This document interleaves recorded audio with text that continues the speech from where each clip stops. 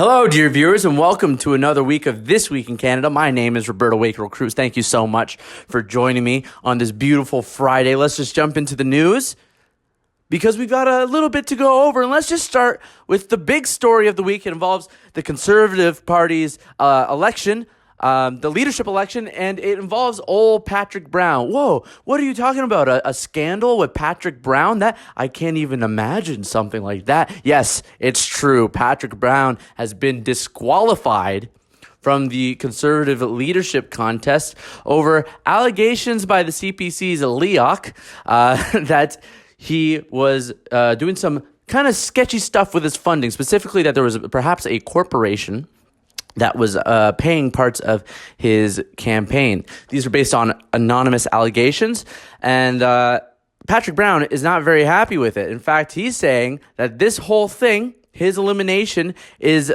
because of the party wanting to make a coronation of Pierre Poilievre, the natural leader of the Conservative Party in the future. So what did Brown say? Well, this is what happened. The Leadership Election Organization Committee, LEOC, the chair, Ian Brody, said that the party regrets having to take these steps, but we have an obligation to ensure that both our party rules and federal law are respected by all candidates and campaign teams. So what is exactly going on? Well, Patrick Brown released a statement saying what he thinks is going on. And it's basically calling Pierre Poilievre a big bully. He's saying that the leadership, LEOC, was being very ambiguous with exactly what happened in terms of why he got eliminated. They weren't giving exact details. They said, it's like he literally said this, it's like I was trying to negotiate with a phantom. Calling them a phantom. Like he just couldn't get any information. So this is what they said after their elimination. Why is this party doing this? It was expecting a coronation of Pierre Poilievre. When the final membership count came in, it was clear Poilievre did not have the points to win this race. This attempt to silence Canadians and skirt democratic values through this unfounded disqualification is the only way to ensure his victory was secured. Brown brought in a good amount of memberships, but I believe Poilievre led the pack. We could put that up here. I believe Brown brought in like 100,000. And Poilievre put it a bit more than that. The memberships, by the way, have gone through the roof. Last election, it was a record for memberships. It was something like 230,000, and now it's at like 600,000. Obviously, this means nothing because the Conservatives have won the popular vote in the last two elections, but we don't live in a pure democracy like that, right? This is a statement continued. This is reprehensible, undemocratic behavior that breaks faith with hundreds of thousands of Canadians that embrace Patrick Brown's vision of a modern, inclusive Conservative Party. I have something to say about that. Not that the Conservatives shouldn't be inclusive. Obviously, we want to have a wide array of people that are able to participate in the Conservative Party. But haven't we already tried this kind of moderate approach that tries to, like Aaron O'Toole said, I want you to look in the mirror and see a conservative.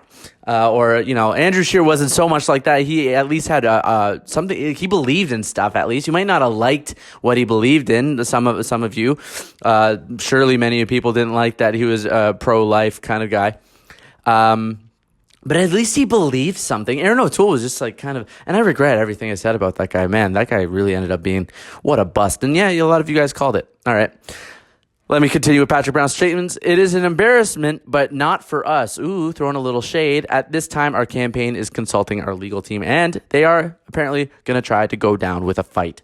They brought out the lawyer letters. We'll see where that ends up. There's not too much to say. In fact, I agree with Mr. Hello, friend. My name is JJ. JJ McCullough put out a tweet. We can put it here. It says, the Patrick Brown affair is interesting as a case study of one man's sleaze and cynicism, but I think the media is also overplaying it as a story of political relevance. I agree. He was going to lose anyway. This hardly shakes up the race. It didn't deserve to be a huge front page story. I tend to agree with Mr. J.J. McCullough, whose videos I actually like. I don't know why I give him a hard time when I talk about him on this show. Jean Charest has called on the Conservatives to make the Brown allegations public. It's been a little shadowy. We don't know exactly what the deals are. But I wouldn't put it past, Patrick Brown to be sleazy. Is that really it's not really, that's almost like given. It's a given. But we'll see how this all ends up. Speaking of Pierre Poilievre, he is in the news. He put out a big statement because he's mad at global news. You may have heard of a journalist. Her name is Rachel Gilmore. She might be the most, excuse me, my knee's itchy. She might be the most biased mainstream journalist that is in Canada. That presents herself as seemingly trying to be not biased. I don't even understand why she tries to, but she's been covering the Freedom Convoy and everything related to like vaccines. This girl loves vaccines or something. I don't know how many doses she had, but I'm sure she's getting close to like a free coffee or something. Anyhow, Rachel Gilmore came out with this article about James Topp and Pierre Poilievre meeting with him. He, of course, is the veteran that walked to Ottawa and had been fined for his anti-vaccine views, his voicings. The article is titled, How Far Is Right? Oh, man, I'm going to have to look this up. It's something along the lines of, how far right is too far right to be far right? Anyway, we'll put up the title here because I've clearly just botched it. Conservative leadership frontrunner Pierre Poilievre responded on Thursday to an attack article by Global News where he called out their bias and called the outlet a, quote, liberal mouthpiece. The article in question was written on Thursday and was titled, How Close is Too Close to the Far Right? Sorry, I couldn't nail that one. Why some experts are worried about Canada's MPs. Its author, Rachel Gilmore, has recently been known for her unbalanced coverage of all things related to the Freedom Convoy and of anything she says is anti-vaccine. The article criticizes Poilievre's decision to meet with Canadian Army veteran James Topp, who led a crowd to Ottawa in a protest against vaccine mandates.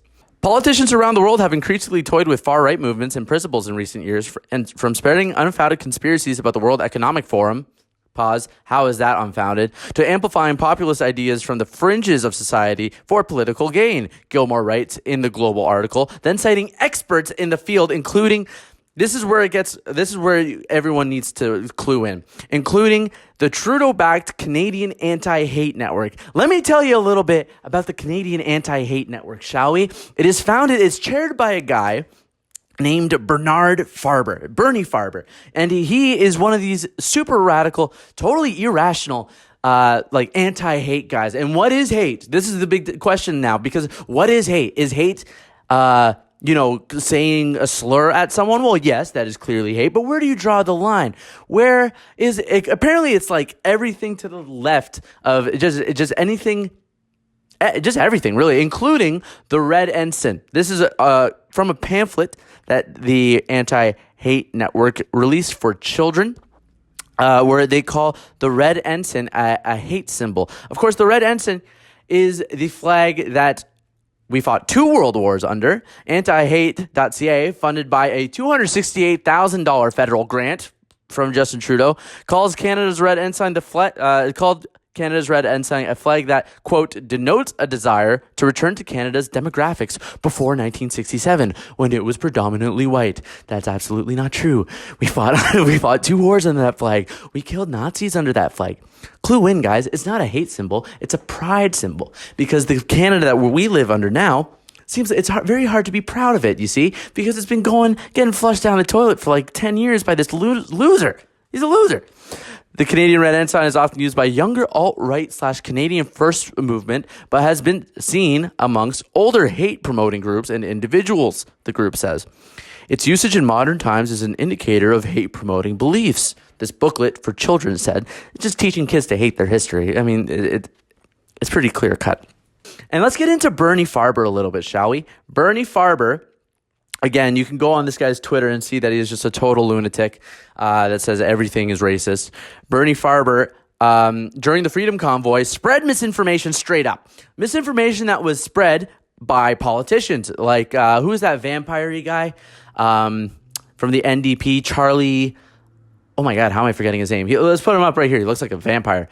What's his name? Charles something? Anyway, Bernie Farber's misinformation is getting spread by MPs because Bernie Farber's supposed to be a reliable source that's funded by the government. But what did Bernie Farber do that was misinformation? Well, he put out a tweet saying that the Freedom Convoy was putting out anti-Semitic propaganda. Oh my God, yeah, you know the beef that truckers have with Jews. Yeah. You know the historic problems between Jewish people and truckers? So it turns out this was totally fake. It was actually from probably a schizophrenic, weird psycho in Miami that was spreading out this propaganda. And this group is backed by the Trudeau government. I just told you they got $250,000 in funding just to create that book or something. And Bernie Farber is also on the anti-extremism chair, board that was just announced by Pablo Rodriguez a month or two ago. So these guys are up to no good. That's really all there is to say to that. So Pierre Poilievre has beef with Global News because of that. That was a bit hard to follow, but we'll just get into something a little more fun. So, do you still have a gun? Well, maybe not for long. Prime Minister Justin Trudeau said during an announcement in Toronto next to Masai, the guy from the Toronto Raptors. Okay, cool. Made an announcement next to the Toronto Raptors guy that they would be fighting gun crime in Toronto. Obviously, gun crime has skyrocketed in the last, since when has Justin Trudeau been Prime Minister? 7 years. Going through the roof. Pretty difficult problem to tackle, but Justin Trudeau thinks he has a solution. Let's just ban handguns. Oh, wow. Why didn't we think of that? That's so simple. How come nobody thought of that? Well, he's going to go put it in place. He's not banning them. He's freezing them. But let's play a video of what Trudeau is actually thinking. This is called a Freudian slip, where Justin Trudeau says, we're going to ban firearms, not just handguns, firearms. So let's play the video. Leadership and service opportunities for them. Or whether it's our most recent initiative on on freezing the market for firearms, which will start moving us in the right direction over the medium and long term. See what I'm saying? That was Justin Trudeau just admitting for a second what he was thinking. The actual truth is that he's thinking of banning all your guns. He wants to turn the government on a dime and be able to, like a basic dictatorship, take away the guns and make the decisions, calls for themselves. Oh, we could do a virtual parliament for another year. Yeah, we don't need to all be there. Oh, I got the NDP in my back pocket. They're going to put through anything that I put forward because they can't afford an election and are unelectable and are going to continue losing seats until they have actual nothing. So let's just, we can do whatever we want. We can freeze firearms. We can disarm the public, ban 1,500 models of guns or whatever. It's never going to end.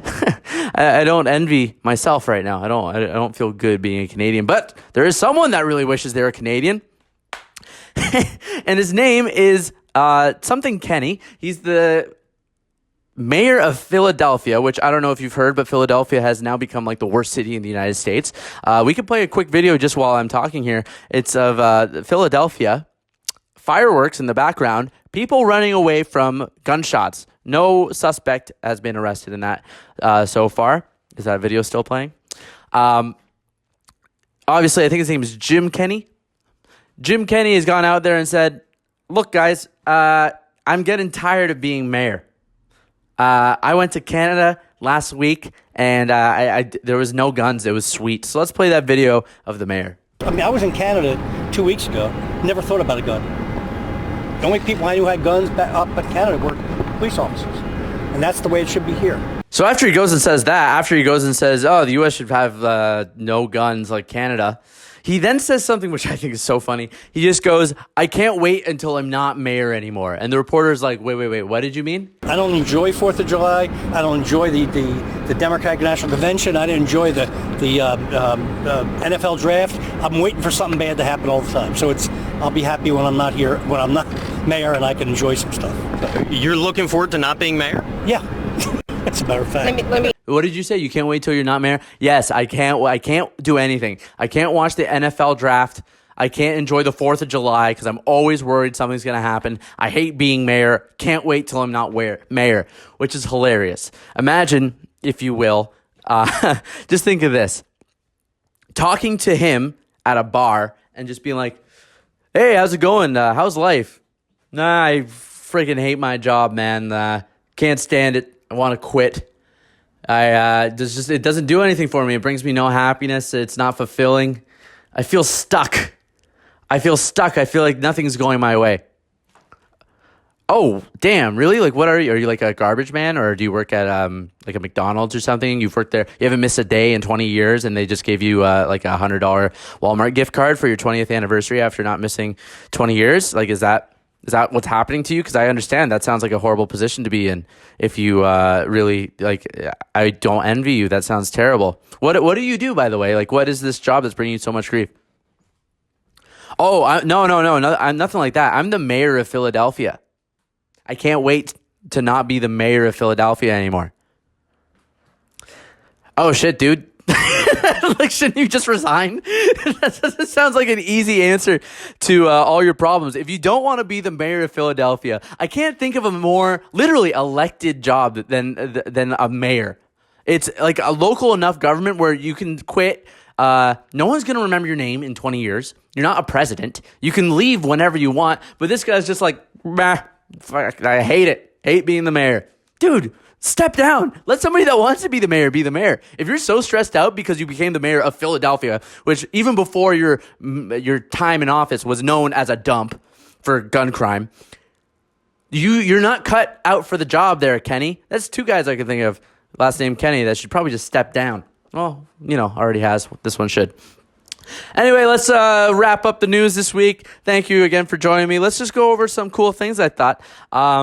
Boris Johnson's out. Don't really know what exactly is happening in the UK there.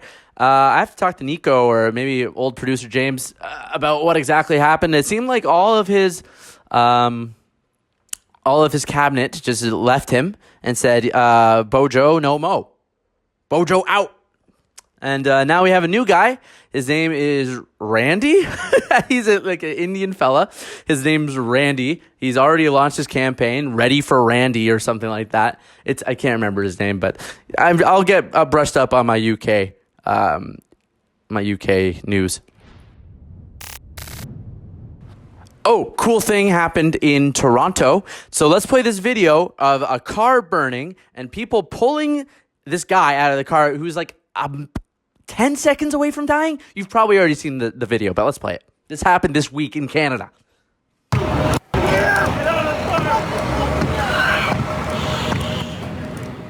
The Highway Safety Division posted this video on social media about the incident that happened on Monday. Police say a 36-year-old man from Toronto is alive because of the heroic efforts of 5 men who risked their lives to help him. What a cool thing. How many beers do you owe those guys for the rest of your life? 30? 50? I mean, because you'd be dead otherwise. So you should probably never drink again and just buy them beers. Also, when this happened, I saw a few tweets. I can't remember from who. I just used theirs on Twitter. And it said something like, oh, this is amazing. Not all heroes wear capes. And I thought, isn't that true? But then I thought, no, that's not true. Because superheroes don't exist. There's no superheroes. In fact, I can't think of a job that wears a cape. And whenever something like this happens, whenever, like, say there's a mother and her baby's dying or in like a river or something, and a guy comes and he grabs them and like saves them or something, everyone always says this, oh, not all heroes wear capes.